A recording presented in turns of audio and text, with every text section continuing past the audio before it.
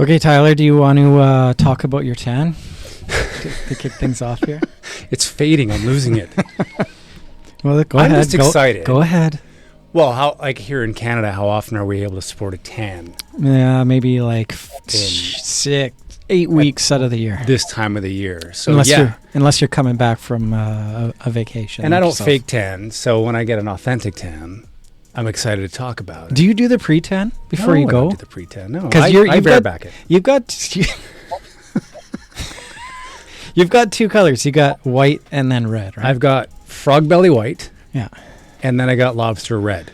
I don't really have much in between. So, the poor locals down there in Nuevo Vallarta where we were last week, I remember a lot of them were like, that man needs to see a doctor. You're giving them a light show. It was a bit of a light show. Yeah. It was like, you look a lot different than you did 2 days ago. Yeah. I was very red. But yes, no, I'm excited to still have it. And I don't know, I'm tempted to go to the fake and bake and actually like retain it. Hold on to it. Yeah. So I worked for this company, and every sales meeting, this guy like had a fake and bake booth in his house. I had that growing up. And everybody just like ripped on him big time. There was like hundreds of people in the room, and they ripped on him every single time. Well, it's funny because my mom got one. She got it was a one-sided one. She was like, she decided to rent it when I was a teenager. Yeah. Because my mom was kind of into that stuff, into trying to look good. And she's like, I'm going to rent one of these tanning booths. And what it was is it came in on like a clamp cart, and you could roll it. And it was like literally like this desk. And you could lay on a bed, and it would slide over top of you. You just turn it on. Amazing. But don't fall asleep under it. No. That causes major problems. Yeah. Well, speaking of making yourself look good. Yes. That was an okay. That was a good segue. That was an okay segue. Yeah. It's your smile is important, and having a great smile is brought to you by our good friend, Mr. Eric Kukucka. Wow. Do you like that? That was really nice. That was good. I might steal that from you. The segue from there's no stealing. It's yours. It's our gift. Yeah. It's our gift to you today. How you doing, man? Grateful. You're grateful for our gift? Yeah. Very. Awesome. So how are things? What's that? And the tan. And the tan. Grateful to see it. Thank you. Are you coming to us from Windsor today? Where are you located? Windsor, Ontario, Canada today. Yes, sir. Yeah. Because I know you got like what, 3 locations now? We're at 2. Sold the last one off actually, so we're at 2 locations now: Windsor and Leamington, Ontario. Leamington. What's your favorite? Tomato capital of Canada. In case you're wondering, Heinz tomato ketchup. Are you serious? I'm writing it down. Wow. Yeah. So is Heinz? This might be a dumb question, but is that a Canadian company? Yes, they might grow a lot of stuff. Really? So Heinz ketchup comes from Leamington, Ontario. Leamington, Ontario, as do probably most of the tomatoes in your local grocery store. So Moochie, maybe one of them, Sunpack. Pretty all over the North America. It's all from pretty much Leamington, Ontario. We should just have a show on produce. Yeah. What is it? It's also, I believe, it's the largest, one of the, if not the largest, greenhouse population. Just growing tomatoes then? Tomatoes and vegetables and those things, but it is the tomato capital of the country. Gotcha. I didn't imagine that the tomatoes would be fields and fields open in the balmy winter climates. Balmy Leamington, Ontario. So how far from Windsor is Leamington? About 35 minutes. Okay. Drive. Gotcha. That's a Canadian thing to do. If you say how far away is it, you give it in time. Yeah. Did you know Not that? kilometers or miles. Yeah. Well, I guess time. Yeah. If you're American, what do you say? It's about 100 miles that way? Yeah, 100 miles out or 10 miles down the road, or so it's only 3 miles up the street. Yeah. The moon is 3 days away. Well, I think in Canada we're always dealing with adverse weather conditions, so it's like, it's only 45 minutes that way, but if you get caught in a squall, the squalls, yeah. you could be in trouble. Damn squalls. Or like So, Eric, what's Toronto, new? you can get downtown on a good day in 45 minutes, and sometimes it could take you 3 hours. Yeah, but that's traffic related. I mean, that's the same as an LA problem, right? LA problems. LA problems. Yeah. I will say though, I had to get from Concord to London, I think about 2 or 3 years ago, and I remember they said whatever it was. What is it, like an hour and a half from Concord to London? I'm guessing. And they said you better get moving because the weather's about to change. And we left Concord, and I think it was like maybe 10 degrees out. By the time I had gotten just to the Kitchener-Waterloo area, it had dropped to -10. And I'm like, well, this is interesting. Now what's going to happen? And I remember the car in front of me was in about 3 or 4 minutes facing me after I followed him. And I remember seeing the driver in front of me with a look of terror on his face because his car had done a full 360 in front of me. And as he was going past me, and I'm like, why is this car doing a 360 in front of me? That doesn't happen here. No. Where the weather can change that fast, and all of a sudden the road just turns into sheer ice, like literally within minutes. That was scary. At least it wasn't you. It wasn't me. Doing 360. I did some evasive maneuvers to get away from Did he pull it off though? Did he complete it? He just kind of spun around, and he kind of veered off into the corner. I think he went and calmed himself down and then got himself composed. But it was pretty. He didn't hit anything, which was pretty remarkable. It was worth it then. It was 4 o'clock on the 401. It was crazy busy, or whatever highway, a busy highway. I'm assuming the 401, but I don't know. Probably the 401. It's always the 401. It's always a 401. I just don't know if the 401 goes that way, but that's just my own math. So Eric, what's new? How are things in the denture world? Things are evolving. Let's say that. Yes. That's why we wanted to have you on. Yeah, I mean, I think when everywhere you turn, there's another 3D printed material or a new printer out on the market, or a 3D printed tooth material that's coming out, or a new scanner or new software. And I think, it's evolving so exponentially because, the removable market is still, there's so much market share out there. And the last study that I read was about 5% of the dentures done globally per year are digital. So you still have 95% of dentures being done analog, right? Where I don't know the statistics, but if we were to do the metrics for crown and bridge, I think it would probably be the reverse, maybe 70-30 or 80-20. No, that's about right. We were with a large lab partner. And we asked them that. Through a couple different labs, it's 70% is their crown and bridge. That seems to be a golden standard. It all comes in digitally. So who makes up that 5% then? I think definitely right now, it's still your early adopters. Definitely your innovators, your early adopters, and I think in Canada at least, it's starting to become a lot more mainstream. I think the denturists now that this technology has been around for we started in 2014, so you're talking 8 years, but let's say industry relevant since about 17, 18. So it's becoming something that's really tried, tested, and true. And I think that you're now getting in our industry as denturists, you're starting to see I better get on this because the guy down the street's doing it, or, my friend's doing it and I'm not, or I went to a conference and people are so far ahead of me, right? So I think that little bit of fear factor is really what's starting to come out now, and who those 5% are. I can definitely tell you denturists are accounting for a large size of the volume of dentures done digitally, because that's what we do all day, every day. I think your average private practice maybe sees 1 to 2 denture patients a day, Well, the typical dentist practice, they don't want to do dentures, right? They send them down the hall to the denturist. That's typically they should be, in my opinion, giving them to the specialists. Yeah. The denturists. Yeah, and I think you have, and that's, what percentage would that be? I still think you do have a lot of general dentists that are doing it because they have to, maybe to meet metrics or numbers, or they want to provide that care. And I think that is the one missing link in removable prosthodontic treatment therapy globally, is the lack of fundamental knowledge and understanding of how to make a denture. And that's why they, you hear everybody, I hate dentures, or it's the worst. Or whenever I see a denture patient or a partial that's 30 years old, I don't, they always, I don't even touch it because I don't want to have to deal with Yeah. it. And, a lot of that is sheer, just again, ignorance of not understanding the fundamental principles. But digital does help with that, and if you look at partial removable therapy and how you can intraoral scan, irrespective of the type of scanner you have, some are better than others, but irrespective of that, you can intraoral scan a partially edentulous patient and predictably get a digitally manufactured framework and seat that framework 90+% of the time, as long as your scans are globally accurate. So we're actually doing a clinical study right now in the practice on 50 patients.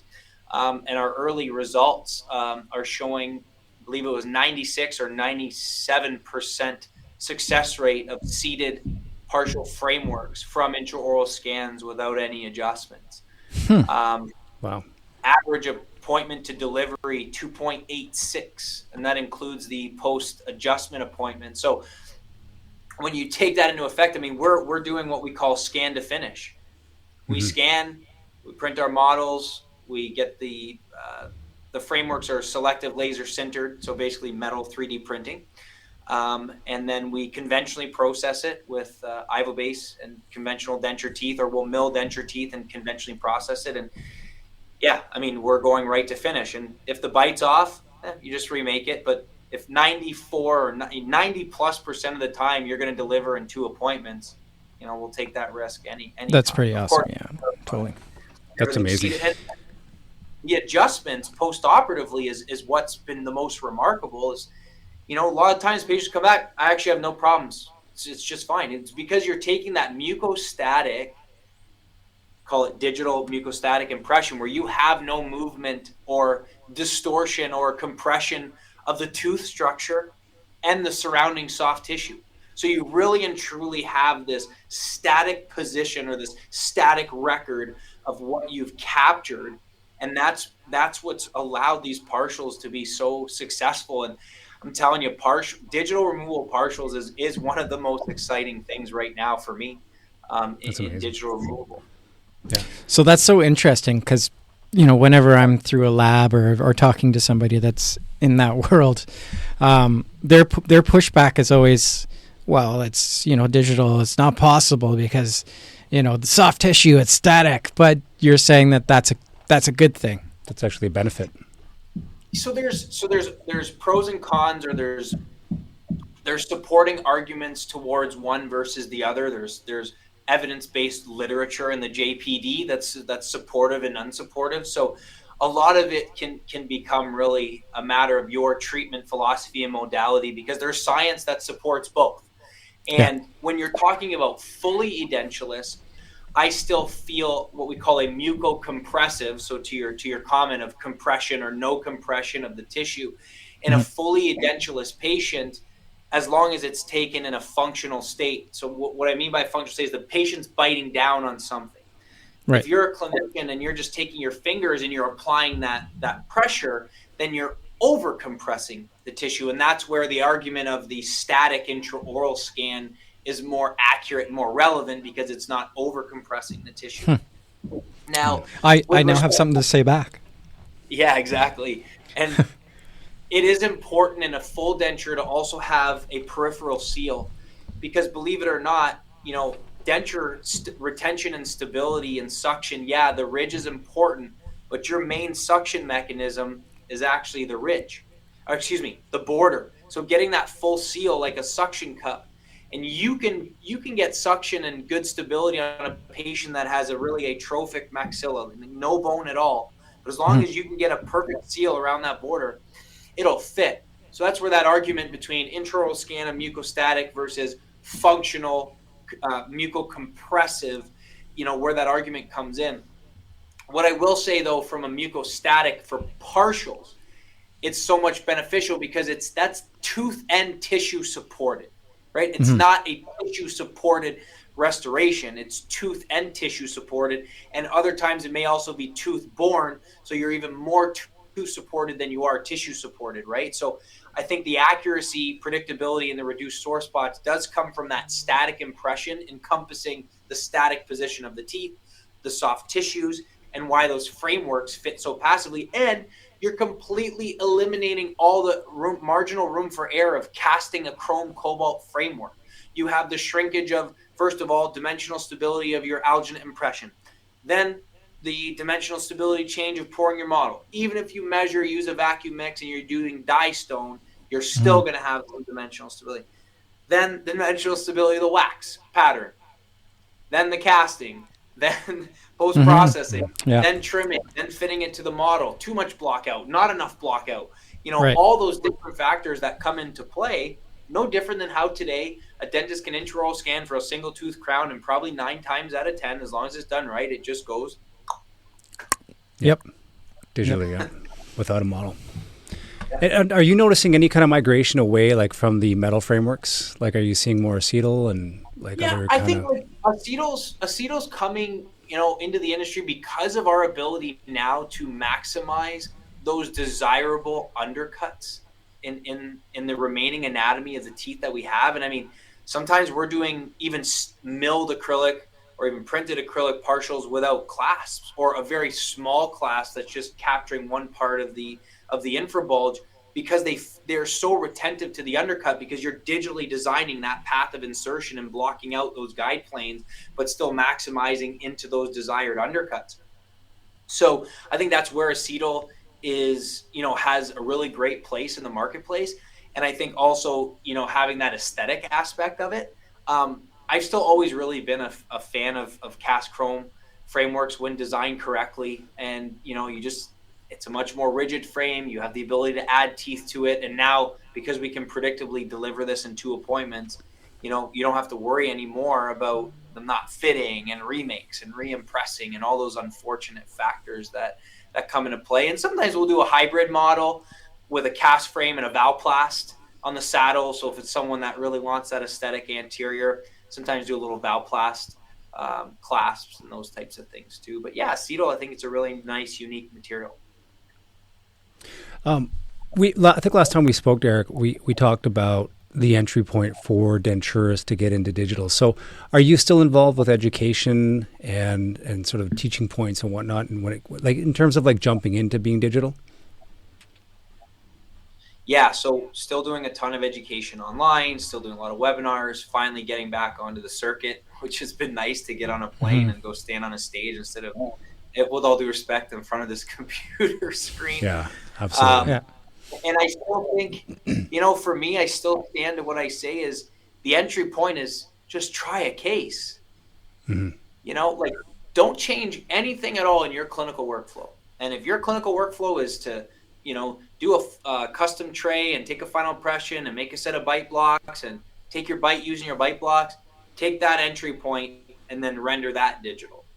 I think that too often people get so inundated and, oh my God, I got to change everything and this is going to disrupt my flow and I don't want to change. And I've been doing this for 20 or 30 years or 5 years for that matter, right? And change management's so hard, not just internally, but of course externally with your team and everybody around you. And it's just that fear of the unknown and this preconceived notion that it's this, mind-boggling transformation, and you don't actually have to change anything clinically except for understanding how to look at a digital denture for your try-in and your finished product.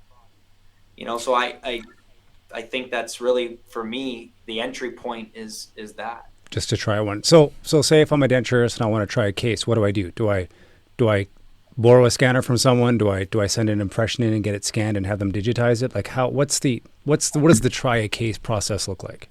A few ways people are doing it. I've had people come to me that are interested and they know they do want to make the investment, but they want to try it first. So their rep from whatever dental supply company or scanner supply company comes out to them. They book an appointment and say, hey, I want to do a digital denture. Can you bring, typically it would be done with an intraoral scanner. I think lugging a box scanner around doesn't really happen.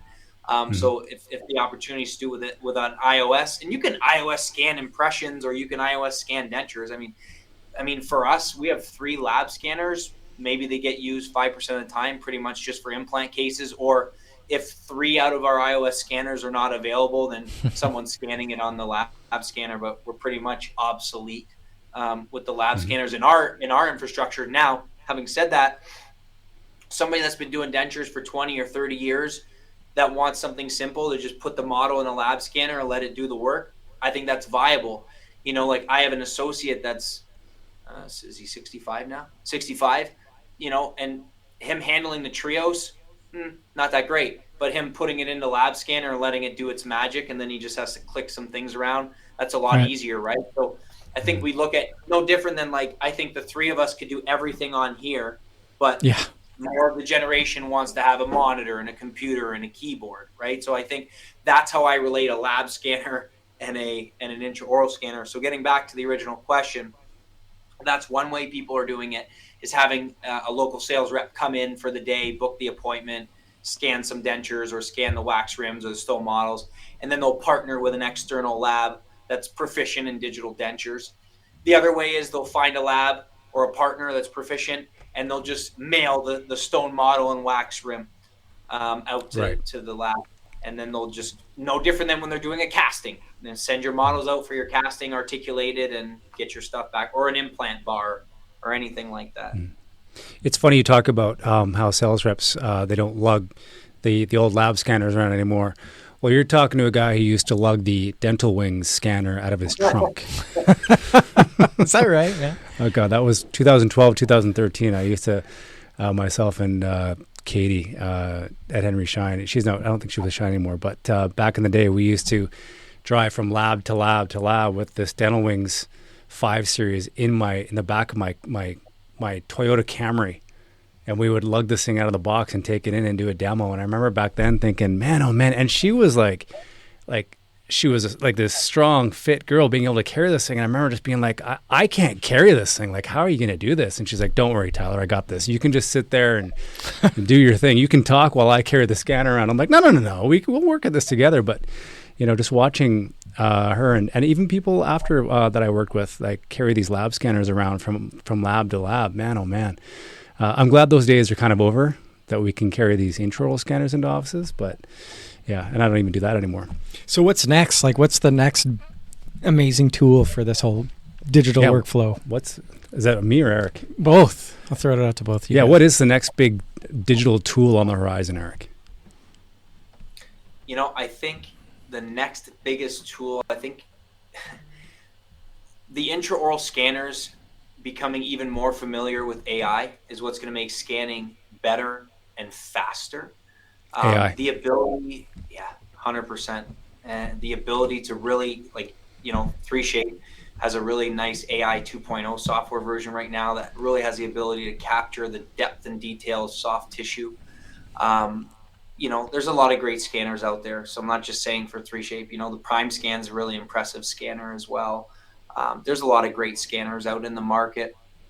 But I think AI is what's going to drive. For me, the next biggest thing is AI and, more future development of face scanning, which is pretty much there now, but integrating that into CBCT technology and, we call creating the virtual patient, which we can do today. We do it on a lot of our big implant cases anyway. But I think as that further evolves and AI learns even more from that, I think the next big thing, it's not here yet, but I think an AI-driven denture design is going to come. I mean, we already have that for crown or 3-unit bridges is there today. I think it's only a matter of time. I think it'll be the most difficult thing to do, I think, from an AI perspective with dentures, because you have so many different sizes of molds and shapes and jaw relationships and jaw classifications and arrangements of the arches and shapes. And, I think it'll be a one-size-fits-most type of thing. But I mean, if we were to look back and think 5-10 years ago, would you ever be able to scan intraorally edentulous soft tissue? The answer would be hell no. I remember having that conversation with so many people that where I was like, this is coming. And, denturists looking me in the face and they're just like, I doubt it. I don't see it here yet. And I said, well, give it a year or two. And here we are now on the other side of it. And it's anything's capable now. Anything's possible now. Well, and with AI too, it's just a matter of collecting data, right? That's as soon as we have that data set, you can do all sorts of things with it. I think it's that encompassed. I think we're going to see an exploding evolution in the additive manufacturing sector. And I mean, there's already, I mean, how viable they are today, but there's already printable ceramics. There's people are printing zirconium oxide. There's, we're printing metal. We are printing nano hybrid composites today, predictably, and we're printing photopolymerized denture resins. It's not we're not printing acrylic yet. And I want to be very clear on that is, no one today has yet to reproduce or print polymethyl methacrylate. I will say there's some impressive materials. I mean, the Lucitone print is a pretty impressive photopolymer. With the BAM technology that they have, the body activated mechanism that makes it stronger in the oral cavity due to the heat of the oral cavity, and increases the flexural strength and the mechanical and chemical properties of the resin, which is pretty impressive. Flexera from Desktop Health is a pretty impressive resin right now. Sprint Ray's coming out with some pretty unique resins as well. That Onyx is a pretty unique from a mechanical property perspective of what it's showing, and a lot of people are actually already integrating that in some single tooth temporary crowns and temporary interim fixed PMMA bridges. So yeah, like the next big thing I think is whomever is going to be able to print polymethyl methacrylate, and if that's not possible, then whoever will print white and pink at the same time or on the same build platform for that matter, kind of in a laser printing concept, I think will win.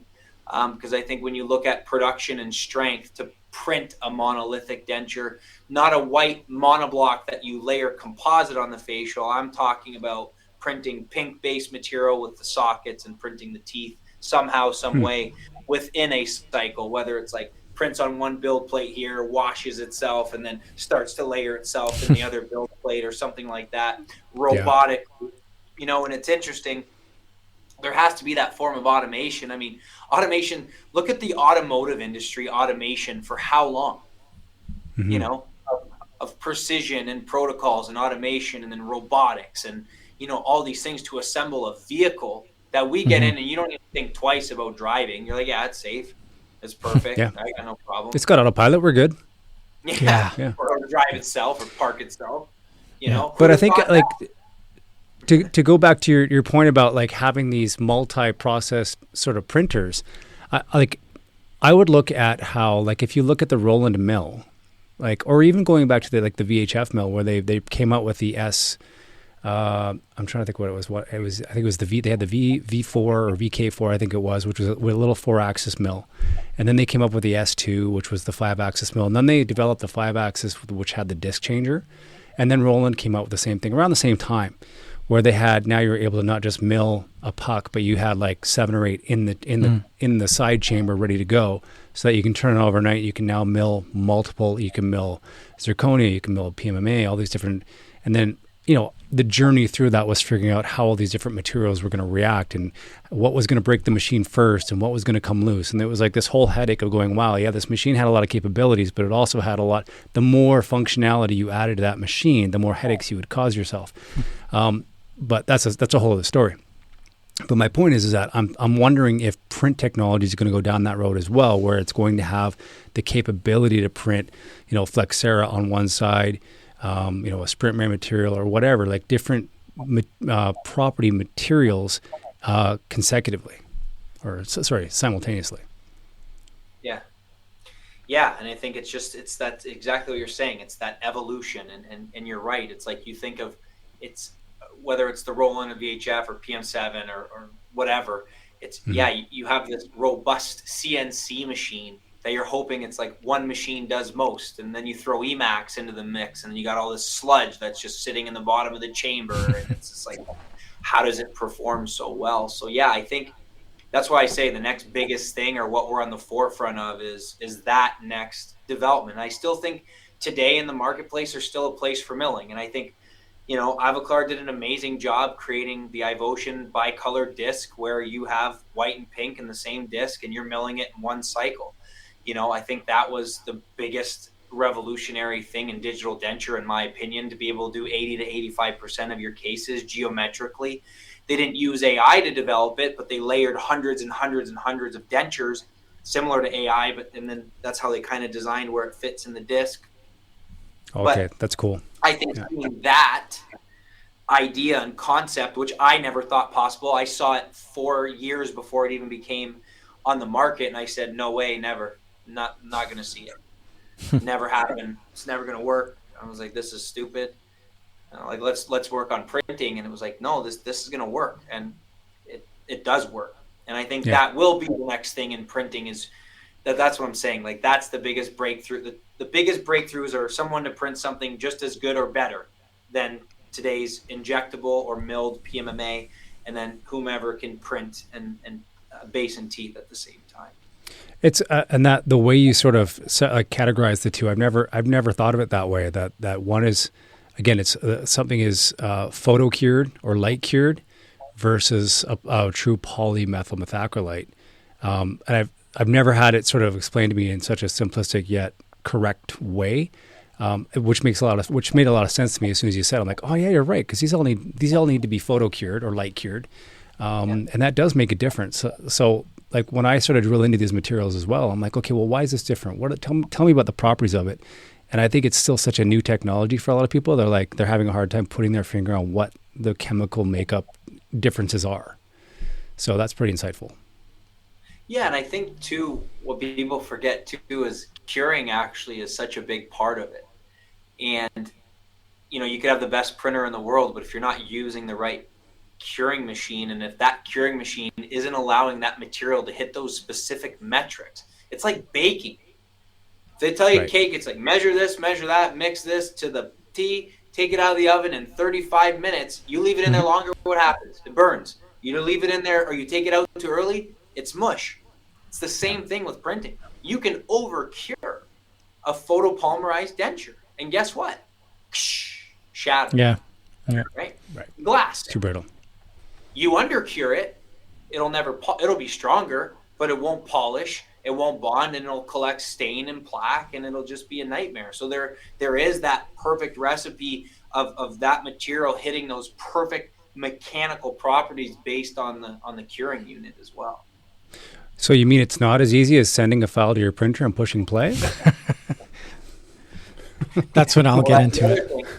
People leave their printed dentures in the isopropyl alcohol overnight, and it's like, you don't think that's degrading the material? Or even if you let it sit even for an extra hour, all those vapors in that bath are just insinuating themselves into that base. Like, there's a reason, like you said, no, there's actually a legitimate recipe of print it for this long, wash it for this long, clean it this way, cure it for this long. It's a strategic process. It's no different than a crown. Mill it for this long. So take it out of the sintering oven early. Let me know how well that works and how well it's staining glazing. Yeah. And anyone who's been in this game long enough, if we get that phone call saying, hey, my dentures are coming out sideways or they're not curing properly, if you've gone through the days of selling CAD-CAM, usually your first answer is what? Pull out your instructions for use. Yeah. IFUs, yeah. They already made the mistakes, right? Well, we went through this with CAD-CAM. Yeah. With my crowns are coming out brown. They're shrinking. They're shrinking too much. They're not fitting properly. What's going on? Well, let's go back to the recipe. Like, how are you milling them? How are you sintering them? What's going on there? Mm-hmm. And a lot of the times the answer is there. It's just you skipped a step. Mm-hmm. Yeah. We could talk about this all day. For some reason, I want an apple pie. We're craving some baking now, Eric. Thanks. Yeah. Hey, warm apple pie. Yummy. Right. Cool, man. Well, that's great. Yeah, there's a lot coming down the pipe, and I'll be interested to see. I don't know if there will be a polymethyl. That's such a hard one to say. PMMA. PMMA. Just PMMA. Are they going to be able to make a printable PMMA? Is that even possible? So, I'm going to say yeah. Yeah, I mean, they will. Who knows? So we'll see when it comes out. They're going to print we're going to print organs. I think they already are. They already are. Yeah, there you go. See, they already are. Yeah. It was great chatting with you today, Eric. Is there anything else we want to talk about before we sign off today? No, I think, definitely, it's been an amazing chat with you guys as always. If anybody's looking for education, I'm going to plug my online education platform, which is Absolutely.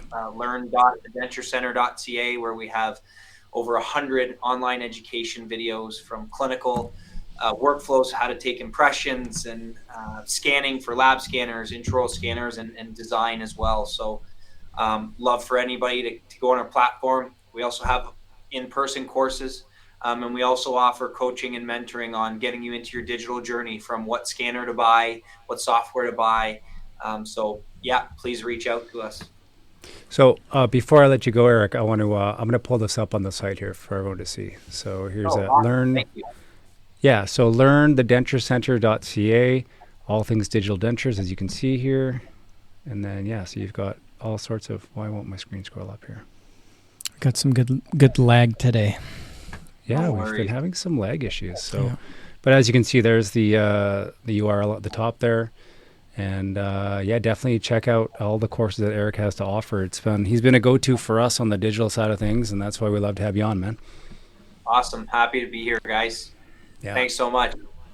Yeah, and give us a shout when that PMMA comes out, so we'll have you back on, and we can do an assessment of it. Well, when we do that, we'll go watch some MMA We'll watch some MMA and have some apple pie. Prerequisite. with some tomatoes. Oh yes! Awesome. Okay, Eric, have a good one, man. We'll talk to you soon. Thanks, you guys as well. Thank you. All right, cheers. Bye.